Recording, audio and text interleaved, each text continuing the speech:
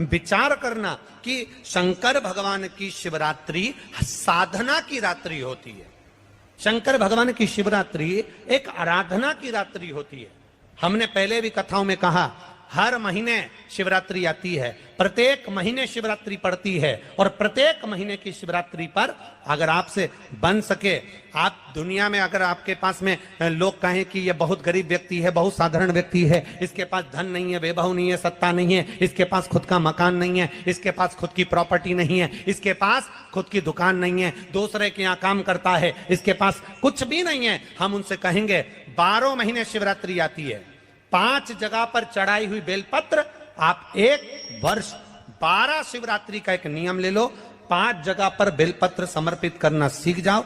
एक बेलपत्र, ये शिवलिंग, ये जलाधारी, बहुत ध्यान से देखना, ये चरण जहां से जल नीचे गिरता है, गणेश जी का स्थान, कार्तिकेय जी का स्थान, यह हस्तकमल, माता पार्वती जी का हस्तकमल, शिवलिंग, भगवान शंकर का स्थान। ऊपर से जो एक एक बूंद जल शिवलिंग के ऊपर गिर रहा है, शंकर भगवान की 5 बेटियां, जया, विषहरा, शामरीवारी, दौतली, देव। बीच में जो एक मोटी सी लाइन है वो शंकर भगवान की छोटी लड़की, क्या नाम है? अशोक सुंदरी। ये पूरे शिवलिंग का वर्णन। 5 जगह पर बेलपत्र, 5 स्थान पर बेलपत्र। 12 महीने की शिवरात्रि। आप दूसरे के यहाँ काम कर रहे हो, नहीं है नौकरी, नहीं है काम, दूसरे के मकान में रह रहे हो, खुद का मकान भी नहीं, खुद का प्लाट भी नहीं, खुद की प्रॉपर्टी भी नहीं, बहुत संघर्ष की जिंदगी जी रहे हो, ठेला धका रहे, लौरी चला रहे, गाड़ी चला रहे, ऑटो चला रहे, अपने लिए करने का प्रयास करना। घर में जितने सदस्य हैं, 12 महीने शिवरात्रि आती है, एक बेलपत्र अशोक सुंदरी वाली जगह पर, डंडी का मुंह नीचे की ओर। दूसरी बेलपत्र माता पार्वती जी के हस्त कमल पर। ये 2 पत्ती जो होती है, इस पत्ती के 2 भाग शिवलिंग के बीच में हो। तीसरी बेलपत्र भगवान शंकर के शिवलिंग पर, डंडी का भाग आपके विपरीत दिशा में हो, विपरीत दिशा। चौथी बेलपत्र भगवान शंकर का जहां से जल बहकर जाता है, जमीन पर जो जल बहता है, जमीन पे से जो जल बहकर जाता है, चौथी बेलपत्र उस जमीन के जल पर जहां से वो पानी बहकर जा रहा है, पूरे शिवलिंग को छोड़कर जहां से पानी जमीन पर बहकर जा रहा है उस स्थान पर। और 5वीं बेलपत्र नंदी का जो पांव ऊपर उठा हुआ है, उस पांव के पास में 5वीं बेलपत्र समर्पित करना। एक शिवरात्रि से लेकर 12 शिवरात्रि जो 1 वर्ष तक कर लेता है, 1 वर्ष अपनी कड़ी मेहनत के साथ में मेहनत पूरी करना। और ये 5 बेलपत्र हर महीने जो शिवरात्रि आती है उस पे समर्पित करना प्रारंभ कर दीजिए और मेहनत करना प्रारंभ कर दीजिए। आपको आपके कर्म का फल मिलेगा। साल भर के अंदर आप अच्छे बनकर बैठ सकते हैं। कंकर में शंकर समाहित होता है।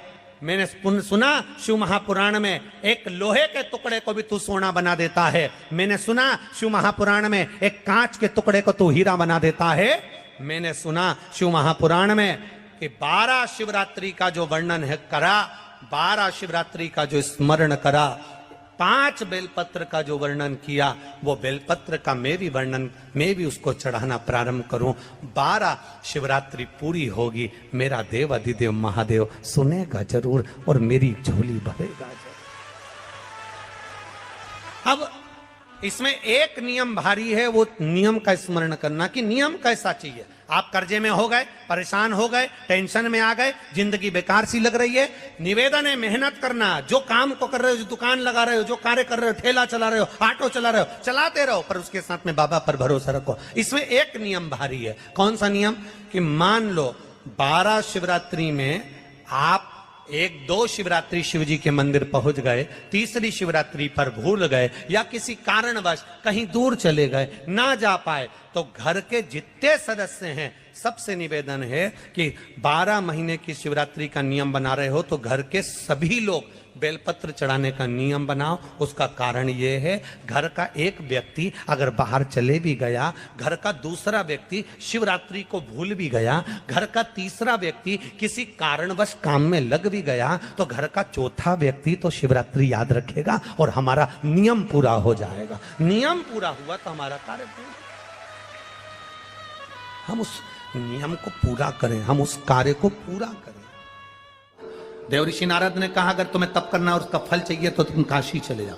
मानधाता काशी गए, काशी में बैठकर तप करने लगे। केवल काशी में बैठकर उन्होंने तप करा तो कैसा करा, केवल एक बालू का शिवलिंग बना लेते थे और बालू का शिवलिंग बनाकर उसकी आराधना करते थे, उसकी पूजन करते थे। पूजन करते, गंगा का जल लाकर बालू के शिवलिंग पर डालते, उनको समर्पित करते, बस वो बालू के शिवलिंग की आराधना करते करते करते करते करते करते थोड़ा सा समय निकला। उनको नहीं मालूम कि एक शिवरात्रि निकल गई, दूसरी शिवरात्रि आई है। हर महीने शिवरात्रि आती है, प्रत्येक महीने शिवरात्रि पहुंचती है, प्रत्येक महीने आती है।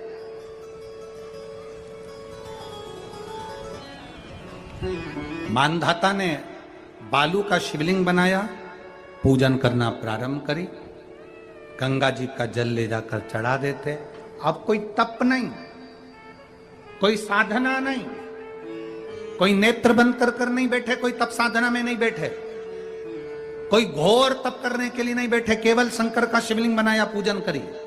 साल में एक दिन सावन के महीने में जो शिवरात्रि आती है, हम भी टीवी के माध्यम से, सोशल मीडिया के माध्यम से आप सबके घर में पार्थिव शिवलिंग का निर्माण करवाते हैं। उसका कारण केवल इतना है कि हम पूरी जिंदगी तप नहीं कर पाते, पूरे साल व्रत नहीं कर पाते, साधना नहीं कर पाते, तो कम से कम सावन के महीने की शिवरात्रि पर जब अपने घर में मिट्टी का शिवलिंग बनाकर पूजन करते हैं तो हमें तप और साधना का पूरा फल प्राप्त हो जाता है। करने वाले, विरोध करने वाले करते रहते हैं, शाम को तो व्रत ये वाला उपवास करना ही नहीं था, पूजन कराना ही नहीं थी, इसमें ऐसी पूजन करा दी, उसमें वैसी पूजन करा दी, ये गलत बोल दिया, ये सही बोल दिया, ये ऐसा कर दिया, काली मिर्ची चढ़वा दी तो ये चढ़वा दी। बोलने वाले बोलते रहेंगे, तुम अपना काम करो, पार्थिव शिवलिंग का निर्माण करो, पूजन करो, आराधना करो, विसर्जन करो।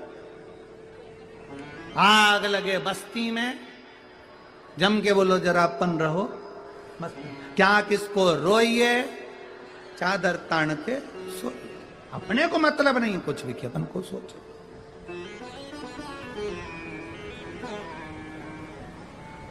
अपनी जिंदगी का सार्थकता से करा। मानधाता ने अब कोई तप नहीं करा, मानधाता ने अब कोई साधना नहीं करी, मानधाता ने अब कोई आराधना, बस एक काम करा, शिवलिंग का निर्माण, उसकी पूजन।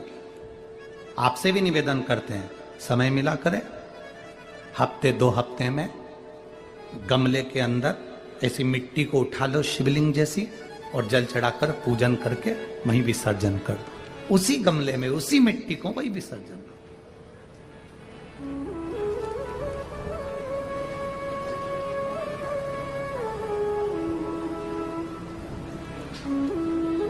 प्रयास करो, उसका फल मिलता है।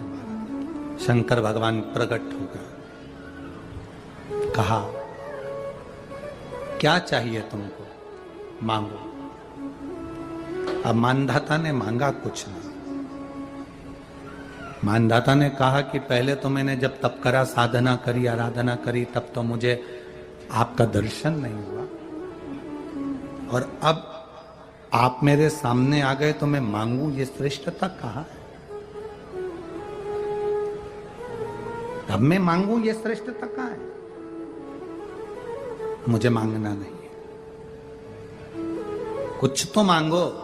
नहीं, मानधाता ने कहा बस इतनी कृपा करना, प्राण छूटने का जब समय आए तो मेरा शिव सामने हो और मेरा ये आत्मा, मेरी जब मृत्यु हो तो ये आत्मा शिव में और कैलाश में विलीन हो जाए, बस ऐसी कृपा कर, और कुछ भी नहीं, और कुछ नहीं चाहिए, बस यही होना चाहिए। उसका जो फल है वो जीवन का एक आनंद सुख देने वाला हो। हमने कथा में कहा था शुरू में, माता क्या होती है? निर्माता। आप माता हो, आप निर्माता हो। अपने बच्चे के हाथ में 1 लोटा जल लेकर मंदिर भेजने की जवाबदारी तुम्हारी है।